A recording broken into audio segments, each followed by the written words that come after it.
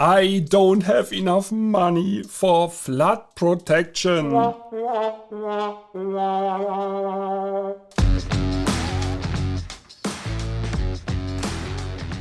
Flood Protection Secrets, the podcast to the protection against heavy rain and flooding by Dr. Flood, Andreas Klippe.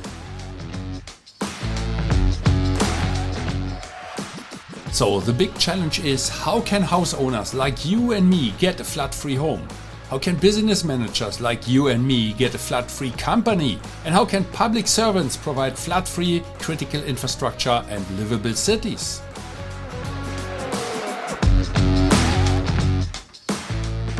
Flood Protection Secrets, the podcast by Dr. Flood, Andreas Klippe. This podcast is for foresighted and proactive people who do not want to shovel the muddy water out of their room while standing in the midst of the disaster.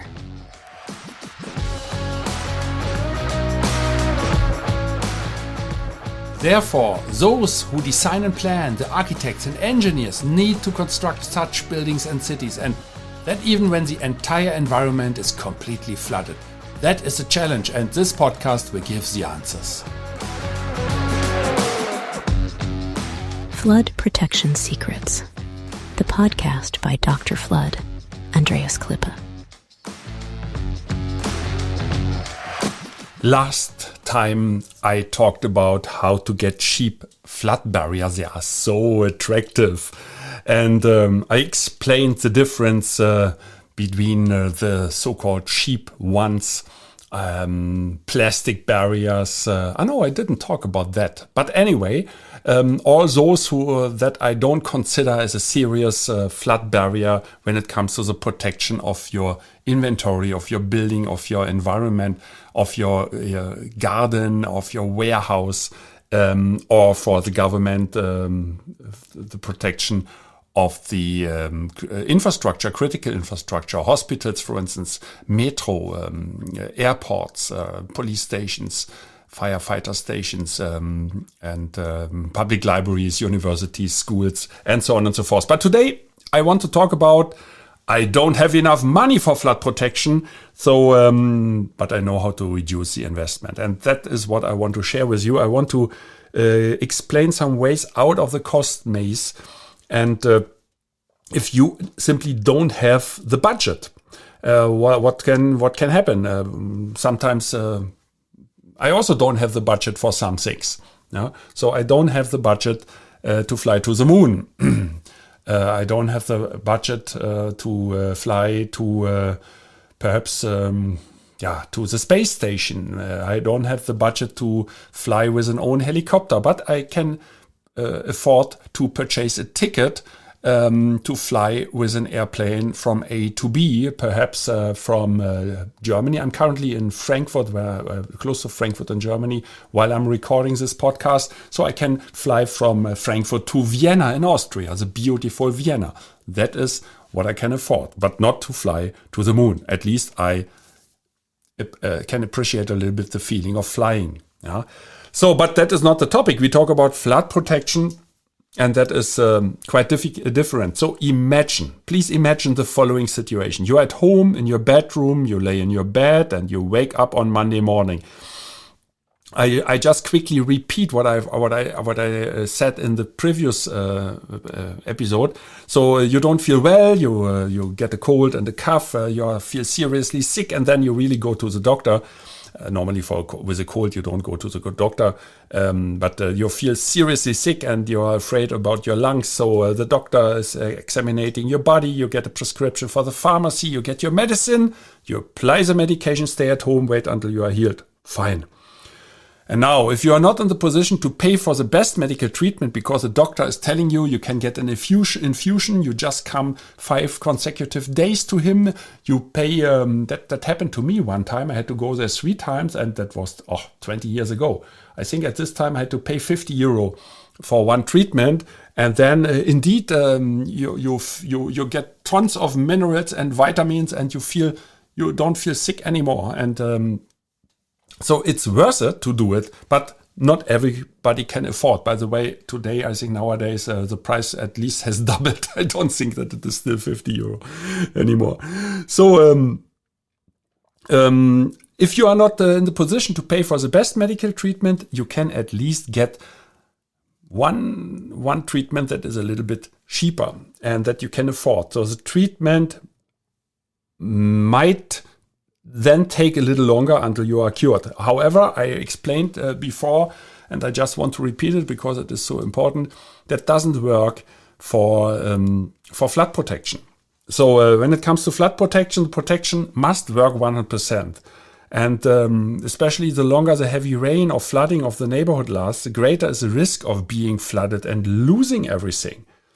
When it comes to flood protection, I said, just a quick repetition, there are 3 important pieces of advice you should bear in mind. Advice number 1, always start with a planning, project planning, engineering assessment, or technical inspection, because this money is well spent, and as a result, you will receive valuable information about outcome A, the right technology, outcome B, the necessary civil works, outcome C, the design sketches. Because if you don't have how can you install things, especially when you work with a contractor? Outcome D, your real budget, without surprises at the end. I call it the no surprise budget. And my advice too was that you only choose a company that has a proven track record of working with certified products. Advice C, don't just work with sales representatives. They have no idea about flood protection. They usually sell many other products. They only want to sell you their product and do not consider other scenarios or options. Our sales representatives always work together with us. That is what I mean. At this moment, the engineering knowledge comes in. The architectural understanding comes in. And you understand that quality and flood protection is vital for you, but it comes at a price. And that's the topic today. You also know that your budget does not allow you to invest the entire amount immediately. That can be. Yes, you know that the damage caused by a flood is much, much higher. But how are you supposed to finance it? That's the problem. And here comes the solution. I have 3 major solutions I want to offer to you. The first is you consider a bank loan for a house or building improvement. In particular for homeowners. A company normally might afford it, but if they also don't have the budget right now because they have a lot of other expenses, they might also consider to get a bank loan, what normally should not be the problem for a company. So ask your bank, include the flood experts to convince your bank. That is what I always offer. That is, don't do that on your own, because for a banker, it is quite new that somebody is approaching to him, to her, and asks for a bank loan for flood protection. They don't know flood protection. Even a lot of architects don't know about that. I'm always surprised when I talk to these people how little the knowledge is. I don't complain about that. It is a simple fact, because flood protection became serious and important during the last 10 years. I mean, the flood barriers were invented, the demounted flood barriers were invented by R.S. Stepanek KG in Germany in 1990. So that is a little bit more than 10 years. It's 35 years already. But a couple of years ago, not many people were discussing flood protection. So that means the person at the bank might not be aware about what you are talking about. So include a flood expert to convince your bank, and then get necessary documents from the flood experts for your bank. So ask your bank, include a flood expert to convince your bank, and get necessary documents from the flood expert for your bank. By the way, you will only get it after having done a planning. I can already anticipate that, what I mentioned before. That was one of my 3 advices. This planning you definitely need. A simple technical inspection, for instance, that can be done within 1 day in the Philippines, if we only have land travel abroad, normally we always calculate one week because of 4 days, 4 to 5 days, because it includes all the preparation of the output, of the outcomes. What in the Philippines we normally do at home in our offices, but when we travel abroad, then it is more convenient to discuss that on site with a customer and come up with a solution immediately, because the distance is too long. It doesn't make any sense to travel twice. So you need documents, and with these documents, you might get your loan. That was solution number 1. And how about solution number 2? Number 2 is a temporarily reduced height of flood protection. What is that? Installation of the necessary side sections, side channels, the middle supports or corner supports for the mounted flood barriers with intermediate installation, welded parts and less barriers. So I have to translate it for you.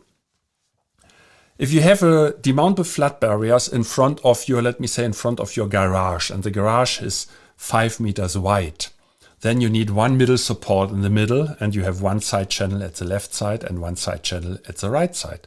And then you put in the demountable flood barriers. At a height of 1.20 meter protection height, you need 4 barriers, each 300 millimeters high. That means you have 2 sections, one middle support in the middle of your garage, and you fill in 4 demountable flood barriers at the left side and 4 demountable flood barriers at the right side. So each 2.50 meters long. That gives you the 5 meters, more or less. But if you are not able to provide the whole money for it, why don't you start to order only flood barriers up to 600 millimeters height? You save 50% of the investment for the aluminum flood barriers. You can buy and install the remaining barriers next year. You may not be 100% protected, but you will still have 50% protection against heavy rain and flooding. That reduces your investment considerably. And how does it work with the side channels at the left and the right side and this middle support that I mentioned? Because you split the 5 meters into 2 parts of 2.5 meters. You cannot, unfortunately, you cannot install 600 millimeters and then after 1 year you take them out and you install a 1.20 meter. You can do that, but that is too expensive because all this effort for taking out, replacing, etc. Costs too much. Then you can immediately invest in the 1.20 meter height side channels and middle support. That means you install these side channels and this one middle support at the definite height of 1.20 meter, but the aluminum beams, flood barriers, you reduce by 50%. You only go up to 600 millimeters. The only thing that you need is you have to tell it to us, and then we provide a provision. We weld some parts that we can install it and can fix it and compress the barriers at a height of 600 and not only at a height of 1.20 meter. That's the only thing. So that is the temporarily reduced height of flood protection that saves you 50% of the investment of the flood barriers. Yeah. I could not avoid to push this button. And solution number 3 is choose selective temporary flood protection. What is that? Ask for a technical inspection that shall reveal scenarios to identify selected entrances or options to reduce the investment. I mentioned already for the bank loan that you need an inspection. You need documents to help convince your banker. So ask for technical inspection, even if you don't consider a bank loan. Always ask for that and consider another solution, because very often that is what I can tell you about our daily communication with inquiries, with customers, with prospects. Sometimes they watched a video in the internet and then they tell us, I want exactly that. But very often it doesn't make any sense because they don't have the knowledge that we have. I always offer the top 14 flood barriers in the world. That means you can choose one of them. But which, that will be decided at the end of a technical inspection. That is very difficult to decide when you have an online meeting or you send an email or 3 photos or something. And that can reveal another scenario.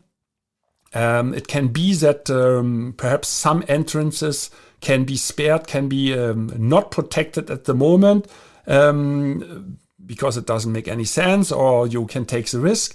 That reduces the investment. The selective temporary flood protection can be permanent or only temporary.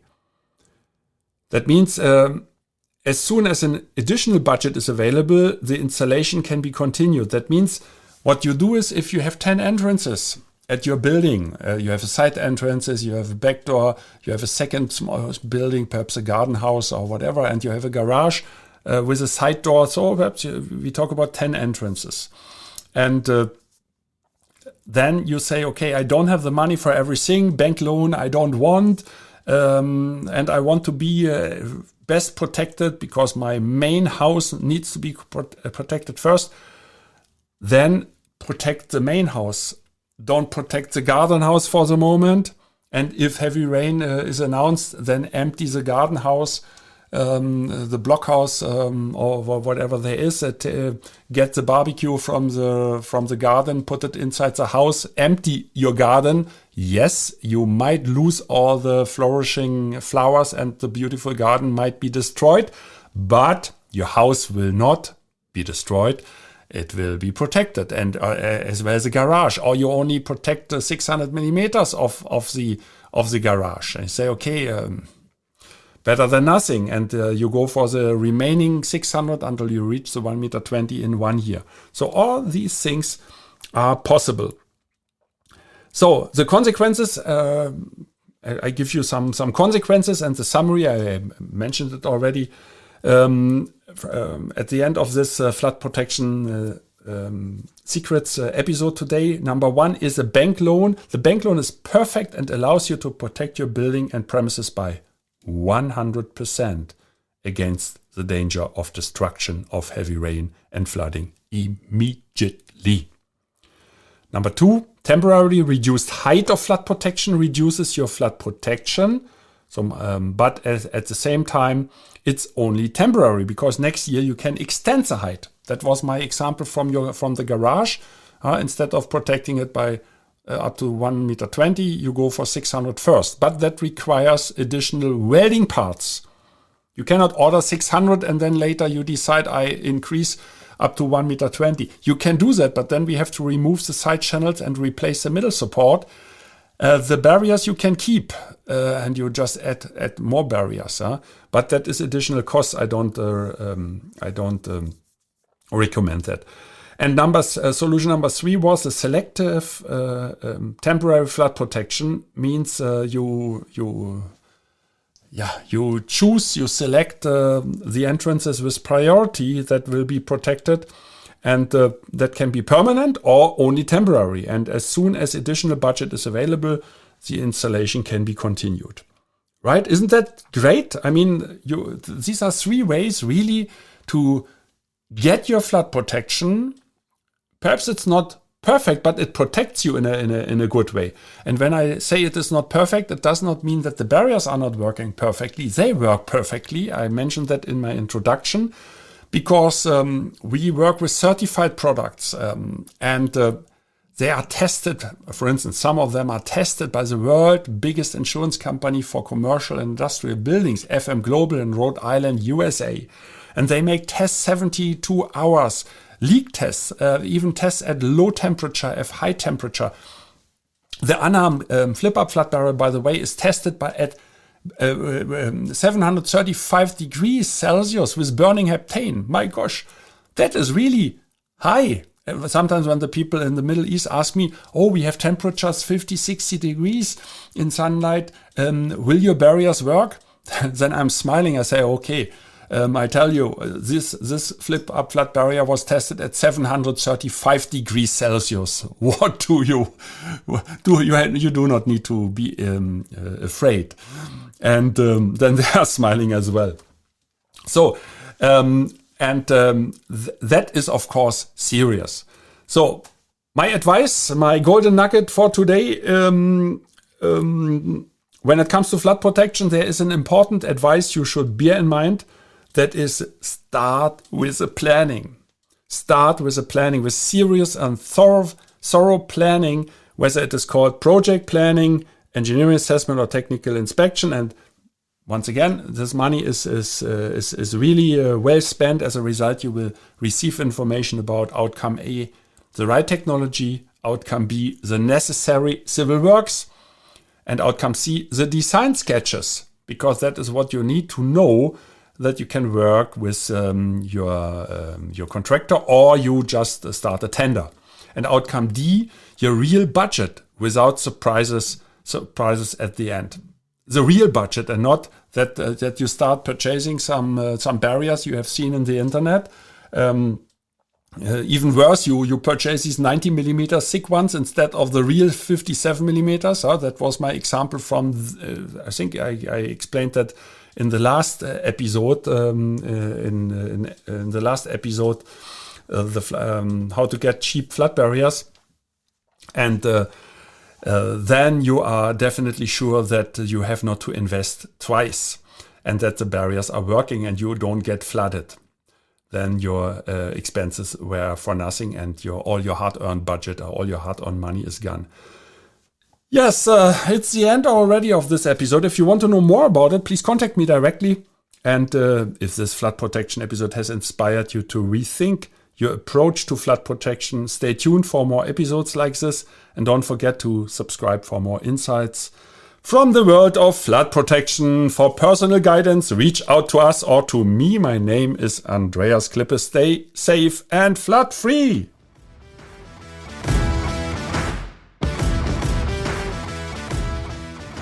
I wish and hope for you that you make the right decisions when it comes to your personal flood protection.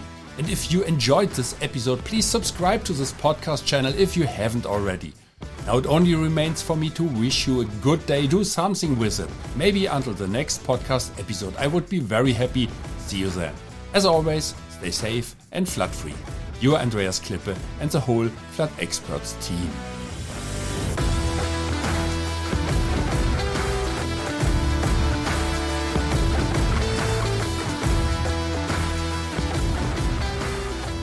That's it again with the new episode of Flood Protection Secrets, the podcast by Dr. Flood Andreas Klippe, German engineer, book author, and head of the Flood Experts.